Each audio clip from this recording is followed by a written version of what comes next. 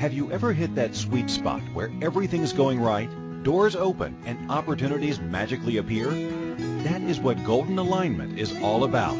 Dr. Beth Golden loves to play in that golden space and teach others how to get there and stay there. Get ready to listen, share, and experience what golden alignment in life can look like for you. Now, here's the host of Golden Alignment, author, speaker, and coach, Dr. Beth Golden. Good afternoon and happy Valentine's Day. My guest today is Mr. Chris Natzke, and the topic of our discussion is going to be the 7 qualities of black belt leadership. I'm going to read Chris's bio and then we'll jump right in. For over 40 years, Chris Natzke has been a dedicated student and teacher of the martial arts, achieving the rank of 7th degree black belt and master instructor, ranking him in the top 1% of all martial artists in the world. In 1999, he was the United States National Tae Kwon Do champion.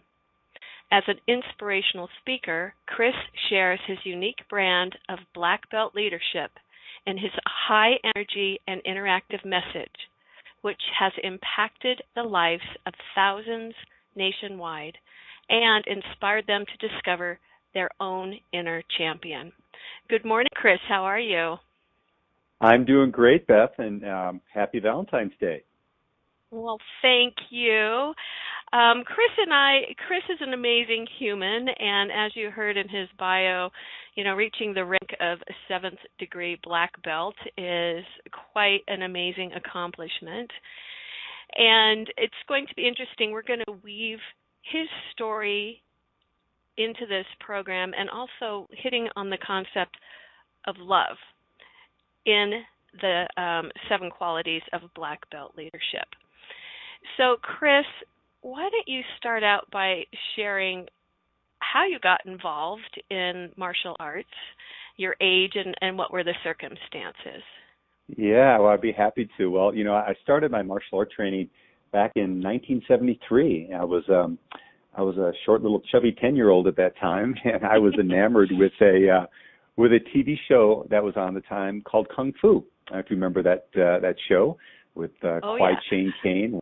Yeah, going across the American desert. And so anyway, he'd go across the desert, the bad guys would try to beat him up, and he'd take care of him using his Kung Fu. And when you're 10 years old, it's the coolest thing you've ever seen. And so I literally begged my mom to let me go to my first class. And I guess you have to understand that at that time in the United States, martial arts was not very well spread across the country. And most of the classes didn't even contain kids. So being a 10-year-old in that environment, I was training side by side with a bunch of 20-somethings. But I have to tell you, from the moment I got in that first class, I felt like I came home. Wow. And you're saying that it wasn't well known or well received, and now, it's encouraged that kids start at a young age because it helps provide them with focus and a great quality of discipline in their life where someone other than the parent is teaching them. And now, martial arts studios all over the country are filled with little kids. Well, absolutely. And we have to equate that to 2 things. Is number one, we have to thank Mr. Miyagi and the Karate Kid, because once those movies came out, everything changed for us. But also the fact that it plays such an amazing, the instructors can play such an amazing role, whether they're men or women, in the kids' lives. And for me, my martial arts instructor had an incredible impact in my life and still does to this day. So share with us, we're going to jump back and forth. I know a bit of Chris's story. Share with us when you were at the height of your teaching in your school. How big was your school? Yeah, so my martial arts school that we established here in Denver, Colorado area back in 1995, at its peak had well over 500 students at one location. We had over 5,400 square feet of training space, and I had about 13 staff members, and I think at the time it was probably one of the largest martial arts schools in the state of Colorado. And really, I think the reason for that success is that there was a lot of love energy in the studio. I mean, people would tell me that it was a different experience when they came, that there was an energy about it. And it started, of course, always has to start with me, but it really permeated throughout the entire organization, and it became a place that really impacted lives and really was a place that people loved to be at. I think it's so amazing. It seems like a dichotomy that martial arts is taught for self-defense, but it's also taught so you don't fight and so you can avoid confrontation. So I think it's very interesting that people felt love permeating through, a school where people are learning to fight, because they don't seem to be in a line with one another. So do you think part of that is creating a community of people that creates that feeling of love? Absolutely, and I think probably the biggest aspect of that is, first of all, it was a very welcoming environment, and then second of all, it's a place where people that maybe come to, whether they're a child or an adult, and maybe don't have the greatest sense of self, the greatest sense of self-esteem and self-confidence, and when that's taught in a loving atmosphere, people just blossom, because now they equate the training to that positive experience, and it becomes, just like it did for me, it becomes a second home. Yes, and also developing love of self as you move into knowing you're capable and knowing you're balanced and knowing your body and being held in, in a community. It gives people an opportunity to thrive. I was going to say kids, that might be on the fringe, but adults, we carry our inner child with us and inner wounding. So totally. I think it's important. I would agree. And, what's interesting is there were several parents that became such a great part of our community as well, and they weren't even actively participating. I had a number of conversations when, it happens in any activity where a child doesn't want to come to class anymore, they want to do a sport anymore. And there were numerous occasions where the parents would come to me and say, please talk to him or her. We don't want them to quit because we don't want to leave here. You know what I'm saying? Because they had built their own sense of community in the school. So, that's when I knew I was doing my job. I think that's great. I can relate because my boys played baseball. So I sat on a bench for like 16 years. And when those days were over, I just felt such a loss because that was a community that I really enjoyed. Now, let's switch gears. We're talking about this school, but you grew up in a school and then you experienced life. You got married, you had kids. Yeah. Were you was this always your profession? How did your No, it actually wasn't. Yeah, it was always my dream. I mean, I started, as I shared before, as a young child, and I actually have somewhere in my files here, I wrote an autobiography when I was in fifth grade, for as much as right when you're a fifth grader. But in that, I said I started martial arts when I was 10, and one day I want to open up my own school. And so that was a dream that stayed with me my entire life. Now, coming out of college, though, didn't know if that was going to be an opportunity for me. So I spent 10 years in the corporate arena working for the top consumer products company in the United States. And was doing well and enjoyed that work and worked with a lot of great people that are still my friends to this day. But there was always that little nudge. There was always that little, poke, like it's there. And my wife at the time, although we're no longer together, God bless her, she was such a champion for me. And when we relocated to Denver, Colorado, she said, you know what, this is the time, this is the place.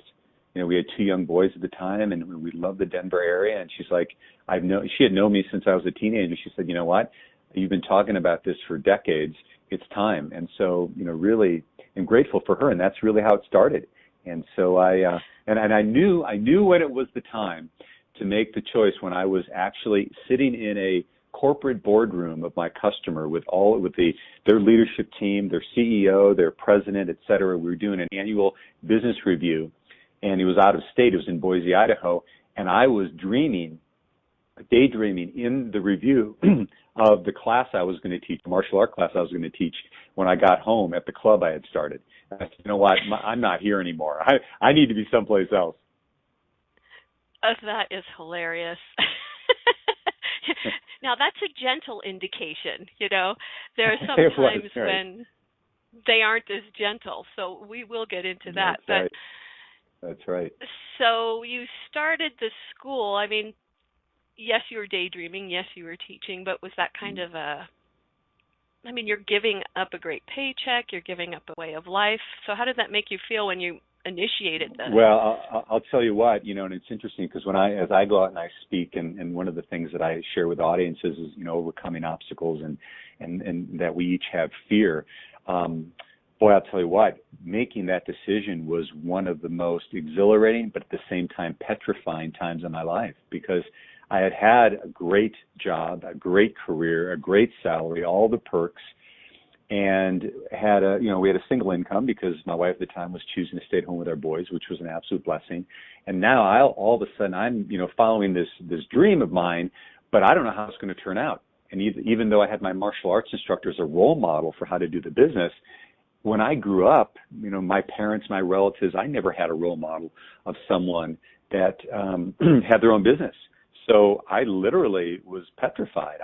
And of course, when you're in that space, all you can think about, when your mind gets wrapped around is all you can think about are the things that are going to go wrong. And I was really in a bad place leading up to that. But then had a real breakthrough around that. And if I could just indulge in a story, I had actually, we were doing the build out of the school. And as I said, my former wife was actually working as the contractor at the time, and they're framing the doors and whatever. And I came in on a Friday afternoon, and I said to her, this is the most ridiculous idea I've ever thought of. I'm going to call an attorney on Monday, and I'm going to get out of this lease. This is stupid. I'm not going to do this. And she, politely told me to go take a hike and that we'd go talk about it when she got home that night. So after dinner, I'm laying my case down for why this was a ridiculous idea and how we're going to get out. And she said, I supported you getting into this, and if you truly want to get out, I'll support you as well. The only request I have is that you sit down with our two sons and you tell them why you are choosing not to go for your dream. Oh my gosh. Yeah, and that was a direct hit right to the heart. Sunk my battleship, and I said, okay, and the rest is history. So, and again, really, as I said, even though we're not together anymore, I feel totally blessed that she had been in my life at that time, and that really encouraged me, because now I look at all the people that I wouldn't have impacted had I not taken that, and my life would be completely different. Wow. And it just goes to show that you always need a champion in your corner. That's and right. Those champions, appear at different times in life and in different forms. Yeah. We are going to head into our first commercial break. You are listening to Chris Natzke, and we're talking about the 7 qualities of black belt leadership. This is the Golden Alignment Show with me, Dr. Beth Golden, and this is being hosted on the Inspired Choices Network. When we return, we're going to continue to discuss Chris's story, because he also graduated from owning an extremely lucrative and great, studio into a completely different line of work again. So we're going to venture into that process. So we will talk about that on the other side. Do you want to create change in your life based on your values? Do you want to love this experience we call life because you are living in alignment with your soul's calling? Do you want to expand your relationship with abundance and move from surviving to thriving?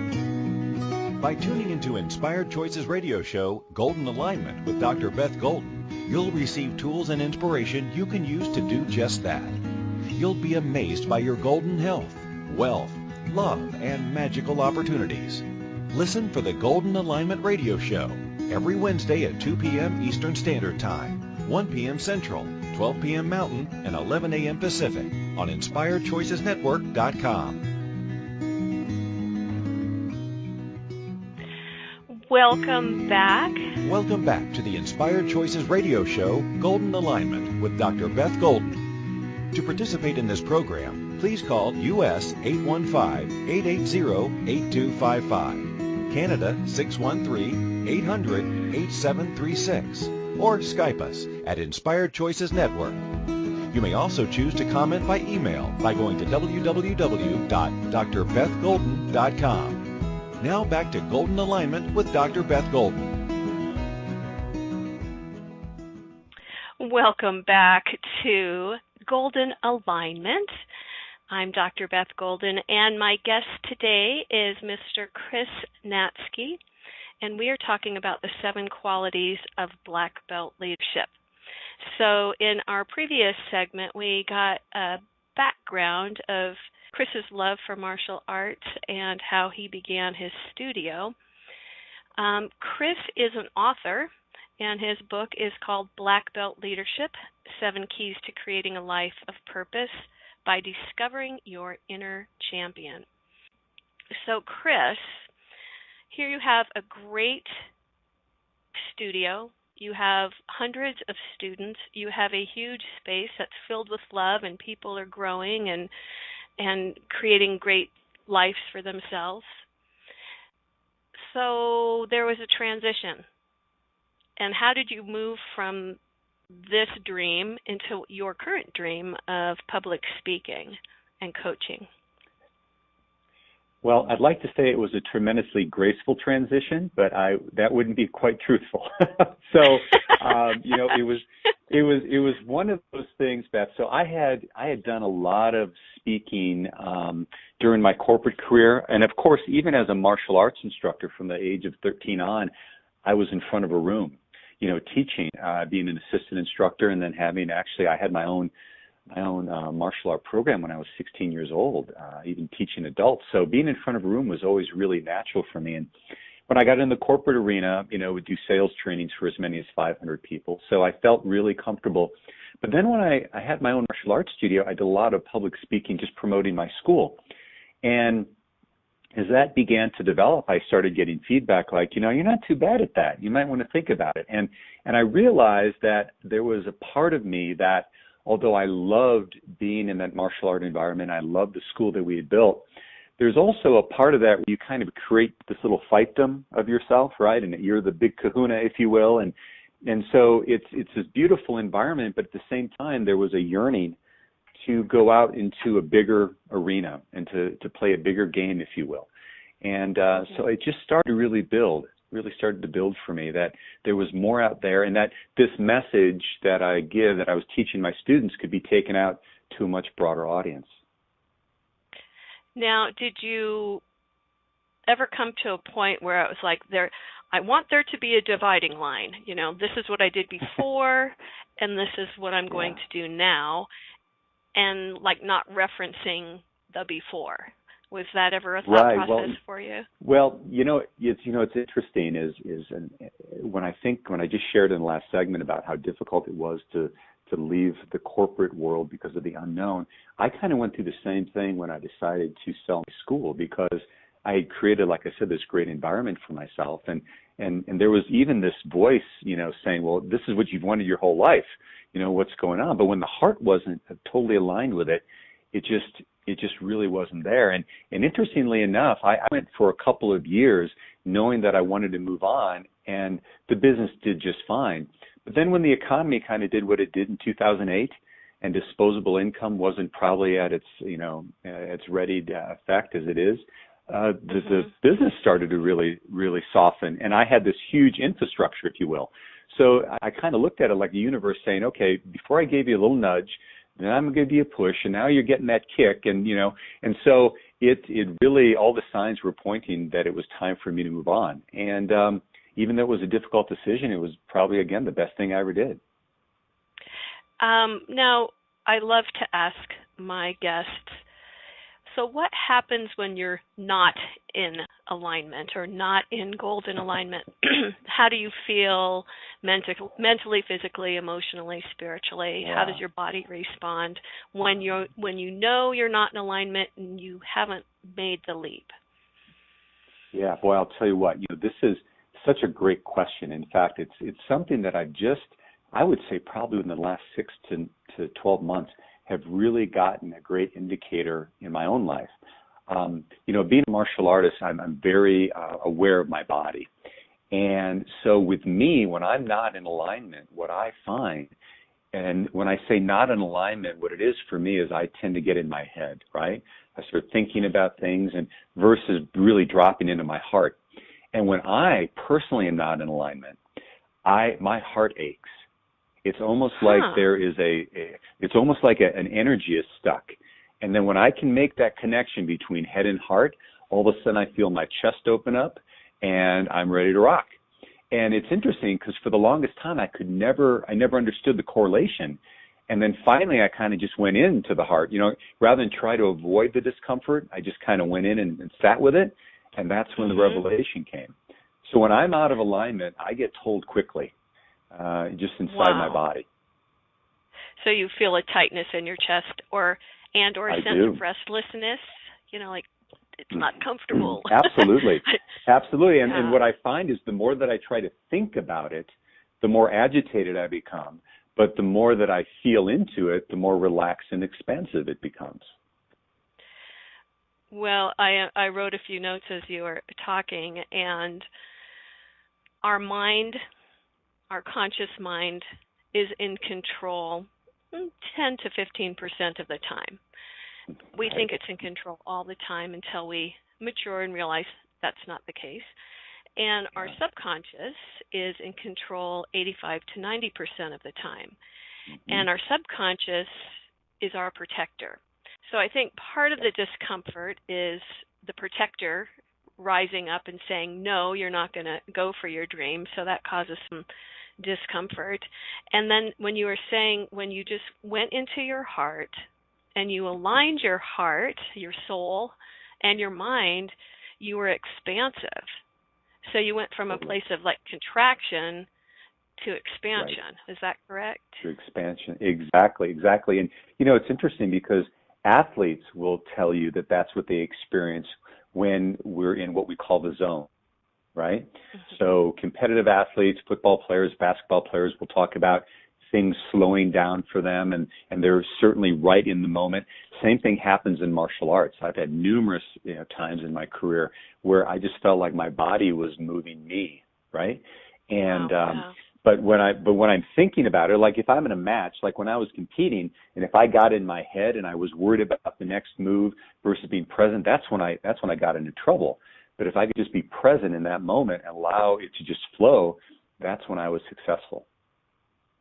Yes, muscle memory is a beautiful thing. Yeah, totally. When someone's coming at you, Well, right. When someone's kicking at your head with the intention of knocking you out, you tend to be, it's good to be present, right?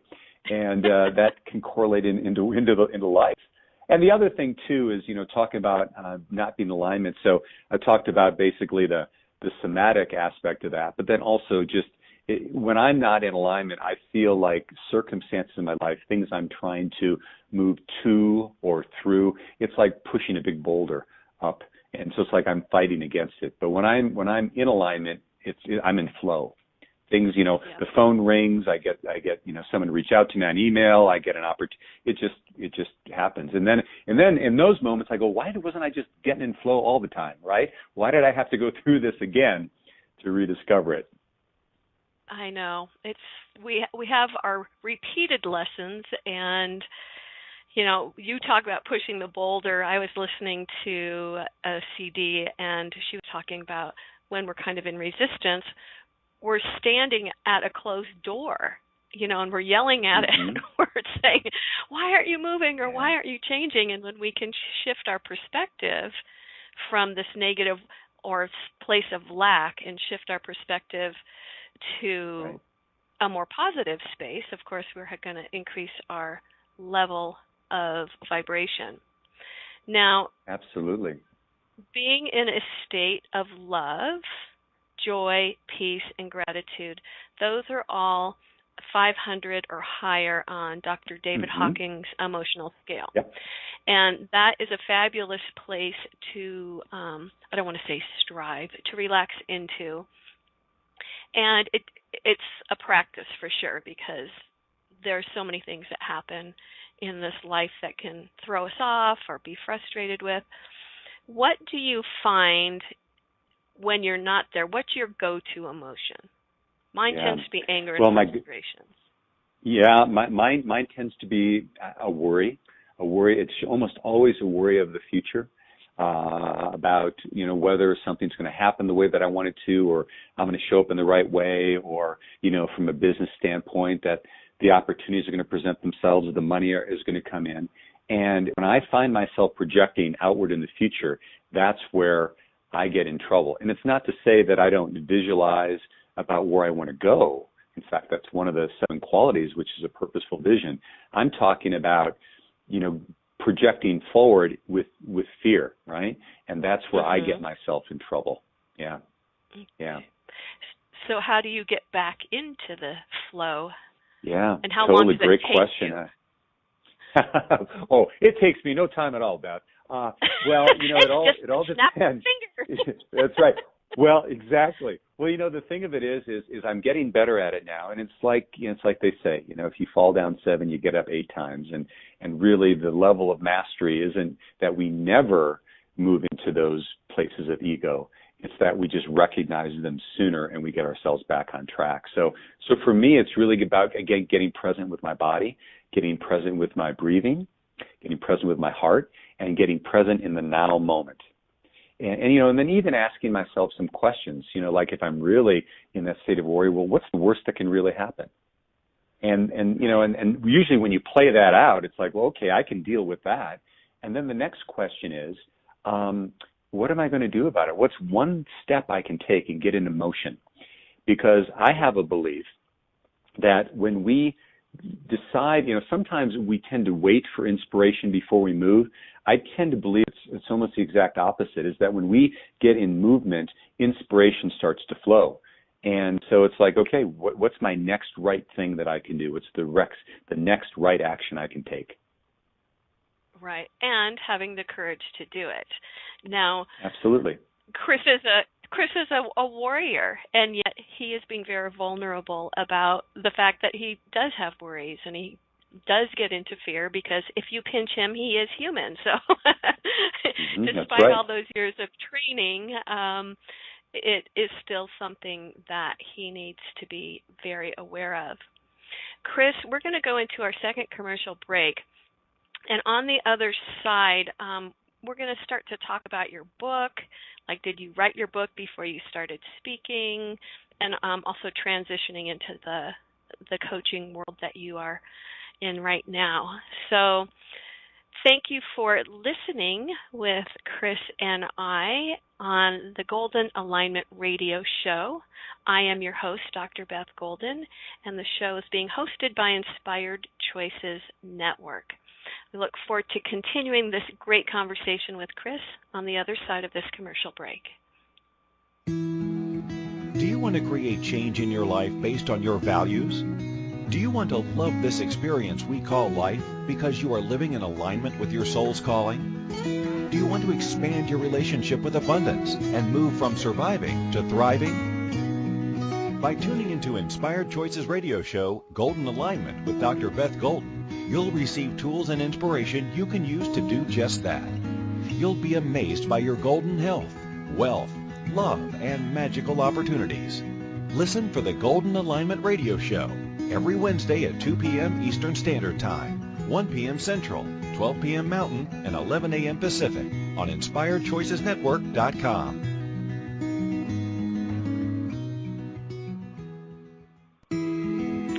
Welcome back to the Inspired Choices Radio Show, Golden Alignment with Dr. Beth Golden. To participate in this program, please call U.S. 815-880-8255, Canada 613-800-8736, or Skype us at Inspired Choices Network. You may also choose to comment by email by going to www.drbethgolden.com. Now back to Golden Alignment with Dr. Beth Golden. Welcome back to Golden Alignment, and yes, I am Dr. Beth Golden. I have a PhD in metaphysical sciences, and 5 years later, I obtained a doctorate of divinity. I have been in business for 11 years, and I teach people to get into their own golden alignment. Sometimes we're just to tick off And sometimes we're way off. We're in this place where we've had a big, huge life event that is disruptive. It's like a volcano that has gone off in our life. So whether the disruption is small or large, I have a great 3-step program that helps you get into alignment quickly. We can get there within 40 days.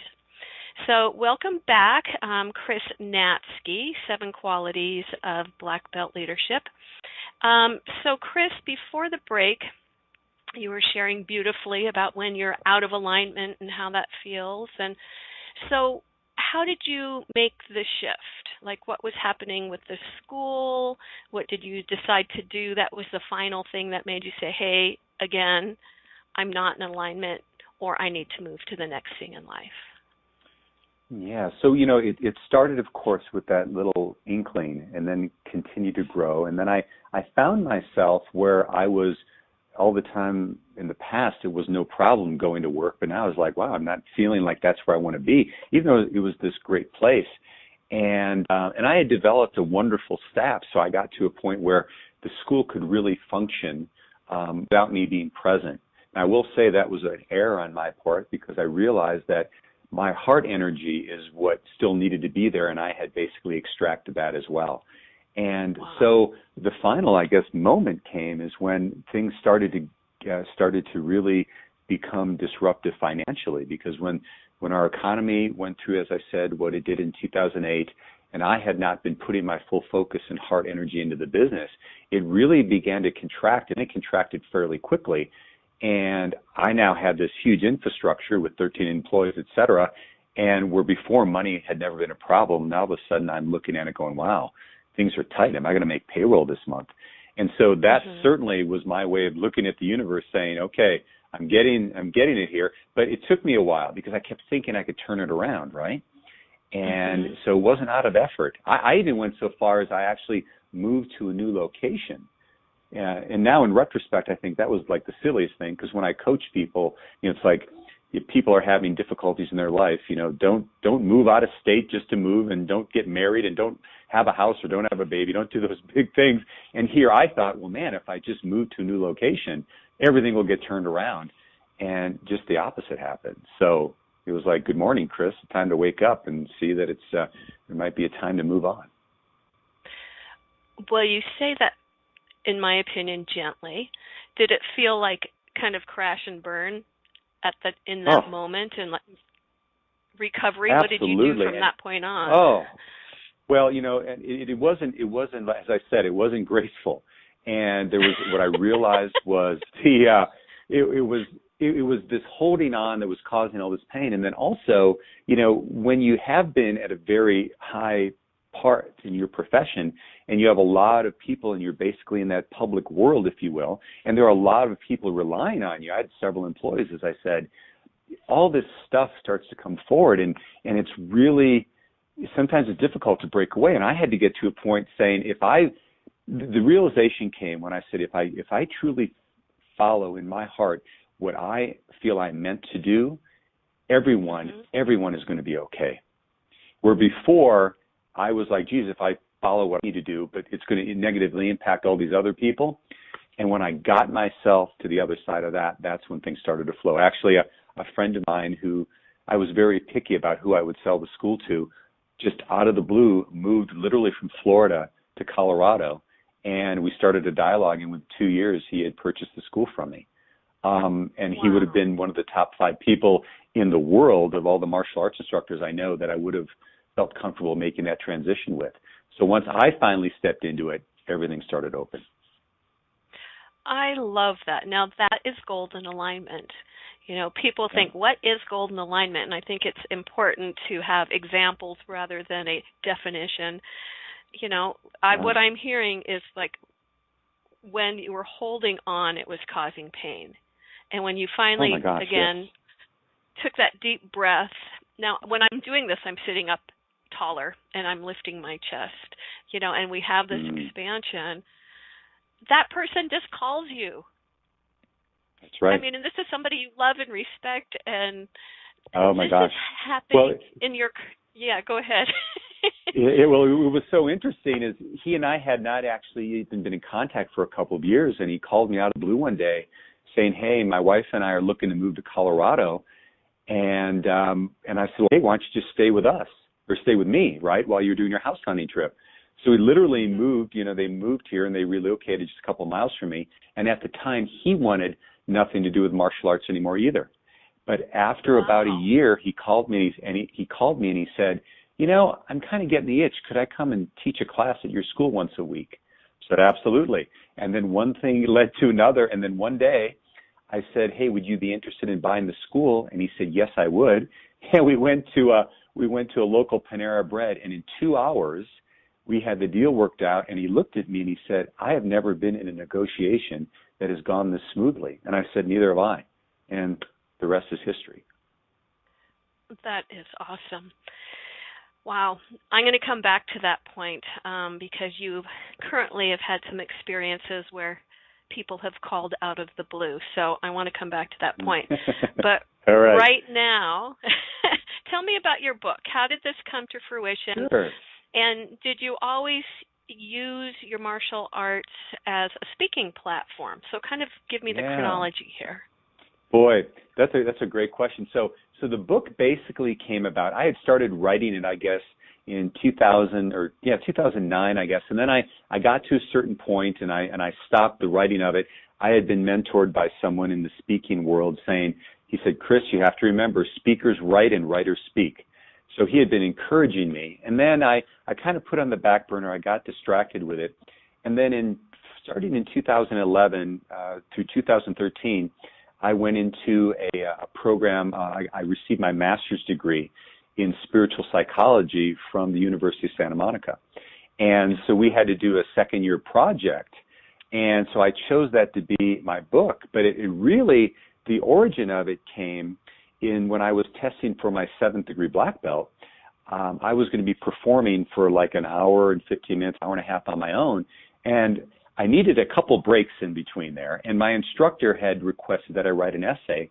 So I wrote this essay entitled The 7 Qualities of Black Belt Excellence. And at every one of the breaks, the 7 breaks that I would take, I would have one of my senior instructors or I would have one of my boys read it. And I was in relationship with someone at the time who was just a lovely lady, and she's like, that's your keynote talk.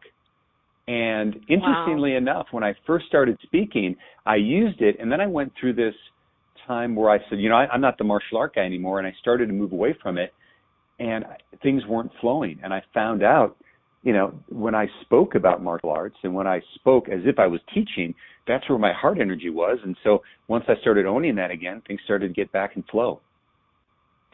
Awesome. I am going to read the chapter titles for the 7 qualities of black belt leadership.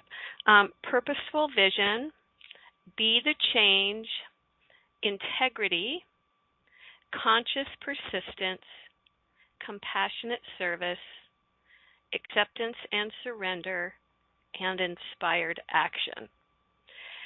So do each of these concepts build on one another, or is this kind of something where you could flip the book open and be filled with whatever chapter you were reading? I think when I originally wrote the book, it was designed to build off of each other. But now when you ask that question, I think someone could certainly just flip into that book and whatever their message they're supposed to get, because there is, I think, a beautiful intertwinement between all of the 7 qualities. And they're all designed. I mean, really, the subtitle of the book is about finding your inner champion. What I always say to people when I speak and when I coach them is, I'm using martial arts as a basis, but you don't need to be a high-ranking black belt to get these principles or to find that champion inside of you. It's already there. I mean, I happen to use martial arts as a means of discovering that, but as soon as we're able to really look inside, those qualities are really all there for us already. I underlined a couple of sentences in the introduction. One is, we were put on this planet to be the fullest expression of who we were meant to be, regardless of the circumstances a person grew up in, one's socioeconomic background, or whatever place one finds him or herself in today. The inner champion lives inside the heart and is waiting to express. And I'm going to go on to another one and ask you a question. Champion doesn't need to be told what to do. He or she only needs to be reminded. So exactly. We are put on this planet. Our physical being is a vehicle for our soul, and our soul came here to express. And I think as babies we know that, and then very quickly society, I won't say it beats it out of us, but it's given away unless you have a very sensitive parent. So how do you go about reminding someone about their inner champion? Does it depend where your starting point is with them? Well, yes, it does. But I think it also starts with a belief of that principle when I'm working with people. One of the tenets that I learned in my work at USN is seeing the loving essence. That was one of the aspects or foundational ideas. And I realized I had been doing that as a martial arts instructor for decades. So when a student would come in to the studio, one of the things that I did and I trained my staff to do is see that person as if they were a black belt. See the greatness inside of all them, because that's what was done for me.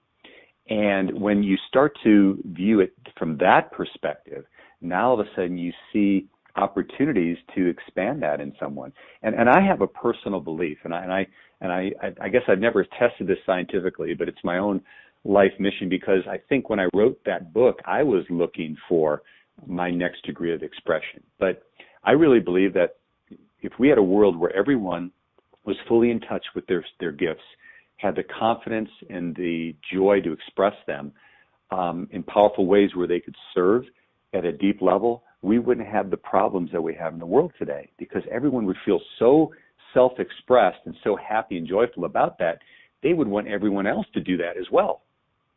And I think at the root of our problems nowadays, it's just that. They have that frustration and they think that their joy, their abundance, or whatever has to come from somebody else, when it really comes from within and we can all have it.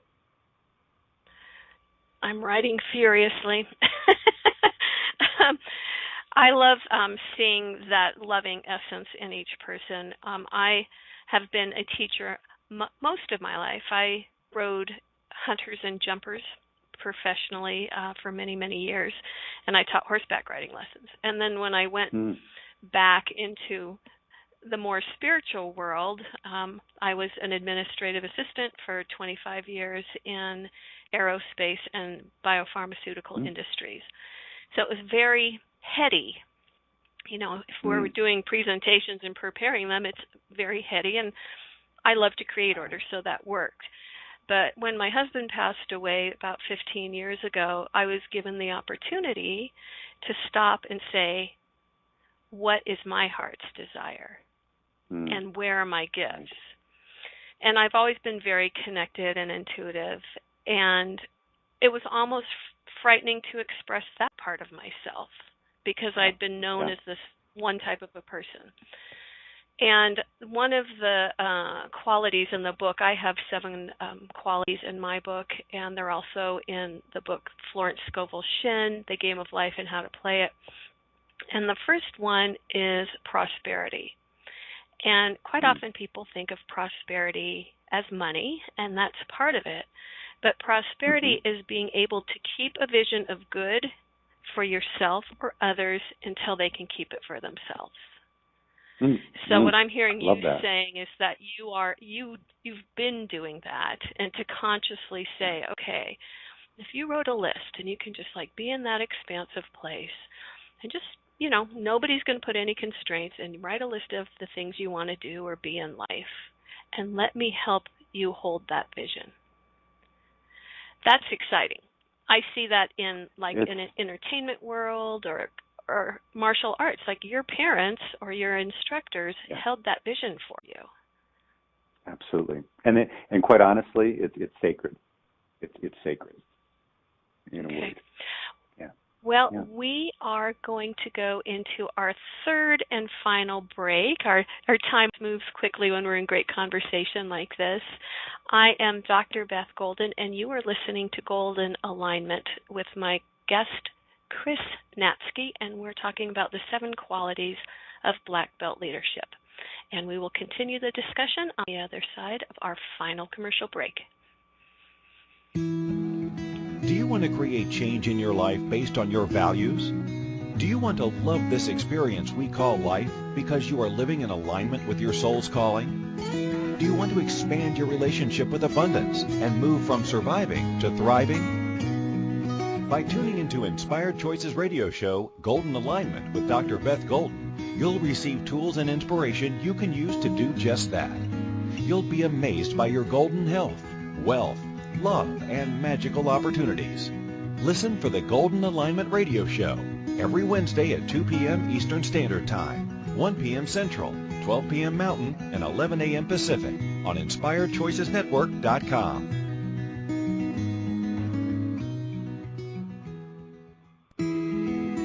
Welcome back to the Inspired Choices radio show, Golden Alignment with Dr. Beth Golden. To participate in this program, please call U.S. 815-880-8255, Canada 613-800-8736, or Skype us at Inspired Choices Network. You may also choose to comment by email by going to www.drbethgolden.com. Now back to Golden Alignment with Dr. Beth Golden. Welcome back to Golden Alignment with, yes, me, Dr. Beth Golden, and my guest today, Mr. Chris Natzke. Chris is the author of the book Black Belt Leadership, 7 Keys to Creating a Life of Purpose by Discovering Your Inner Champion. So, Chris, I'm going to ask you to share your contact information right now and also at the end of the show so people can get in touch with you and know where to find your book. Absolutely. Well, the book can be found on Amazon. So it's just go to Amazon and look up Black Belt Leadership. And then you can get in touch with me via my website, ChrisNatzke.com. So that's CHRIS, and the last name is N as in Navy, ATZ as in Zebra, KE.com. All one word, ChrisNatzke.com. Great. And his website is great. You open it up and you'll have a video of him speaking in a variety of settings. So tell me what your favorite thing is. Do you prefer speaking, coaching? Are they even? What lights you up the most? Well, I'll tell you I know what. That's a delicate question, yes, really, yeah, if you have clients. That's a delicate question. That's right. No, and I think it all depends on what I've probably done last. But I'm going to have to say there is a part of me that is a ham and loves to be on stage. And so, like I said, I've been in front of a room since I was a young boy. It's funny because my mom always says things like, I can't believe that you do that for a living, because I could never do that, right? Because she doesn't like to be in front of a room, and I love to be in front of a room. And not only what I've realized is I'm also a teacher, so it gives me that opportunity to do that. So whether it's a keynote talk that I'm doing, whether it's a training that I'm doing and facilitating, a seminar, if you will, I have a new product that I've been really excited about this year that I call Discover Your Breakthrough You, where we actually use a board as a metaphor for having a breakthrough in life.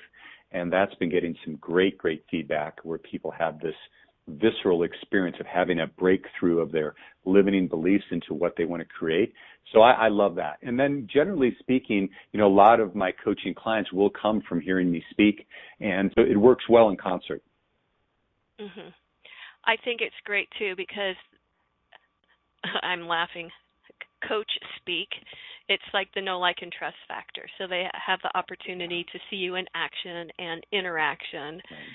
And I also think in settings like that, you would be attracting people who are ready.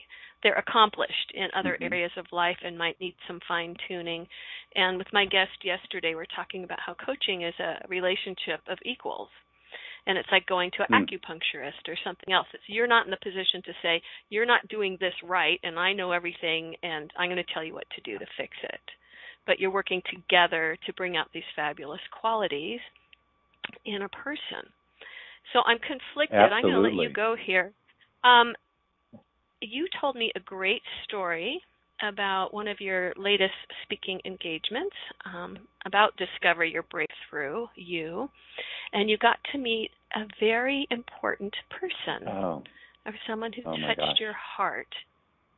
Will you share that story? Oh my gosh, I'd be happy to, Beth. Thanks so much for bringing that up. I in Denver the last week of January, I was asked to come in and do a Discover Your Breakthrough, Your Board Breaking experience with a company called Unlocking Equity, and they actually go into inner cities, they find distressed properties, they renovate them, and then they rent them back to low income housing. So just a great business model and just giving back, and I love their mission. Well, they got connected with a gentleman named Reverend Harold Middlebrook of Memphis, Tennessee. And Reverend Middlebrook was one of Martin Luther King Jr.'s best friends.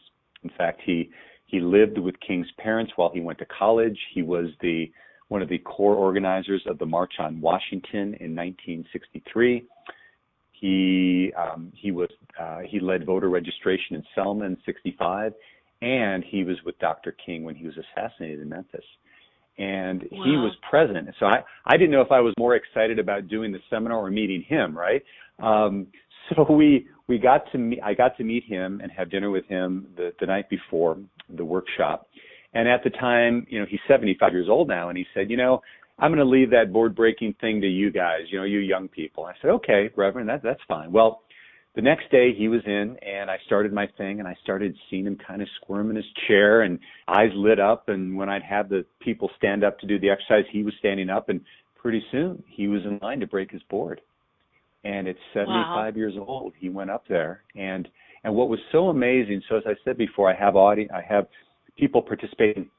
They look at they identify their limiting belief and then their breakthrough area. And he was so articulate in what he shared. He said, my breakthrough, he goes, my limiting belief has been that I have to do this all myself. And my breakthrough is that I need to develop mentees message forward.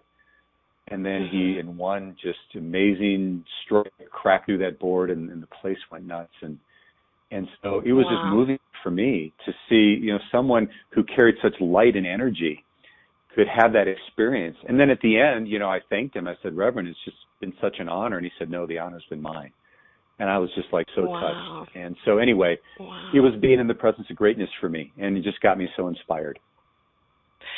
Well, and it was reciprocal. He was in your presence also, and that created a space for him to be expansive and open up. You know what, Chris? It's amazing that we are literally at the end of our show, and I know that we could talk for quite a bit more, so perhaps we'll have to have you on in a couple months, and we'll think of some topics that we can really share. Yes. So, again, Chris, will you please share your contact information so people can get in touch with you? Absolutely. So my website address is ChrisNatzke.com. That's CHRIS, N as in Navy, ATZ as in zebra, KE.com. And if they want to reach me via email, they could reach me simply at chris@ChrisNatzke.com. Fabulous. Thank you so much for being my guest today. And Chris and I have the opportunity to facilitate with another professional organization called Self-Leadership Self-Leadership Global. They had just changed their name. So, it's nice to get to know you better. So thank you, Chris. Yes. Thank you. Well, this has been an absolute pleasure, Beth, and thank you so much for having me. Absolutely. You have been listening to Golden Alignment with myself, Dr. Beth Golden, and Mr. Chris Natzke. My show airs every Wednesday from 2 to 3 Eastern Standard Time, and since I live in Colorado, from 12 to 1 Mountain Standard Time. Please tune in as we have fabulous and interesting guests, and I look forward to hearing from you in the chat room or when you call into our shows. Take care. God bless. Happy Valentine's Day. Bye-bye. Thank you for choosing to listen to Golden Alignment. Dr. Beth Golden will return next Wednesday at 2 p.m. Eastern Standard Time, 1 p.m. Central, 12 p.m. Mountain, and 11 a.m. Pacific on InspiredChoicesNetwork.com. We hope you'll join us. Until then, enjoy playing in that golden space where health, wealth, love, and magical opportunities appear in golden alignment.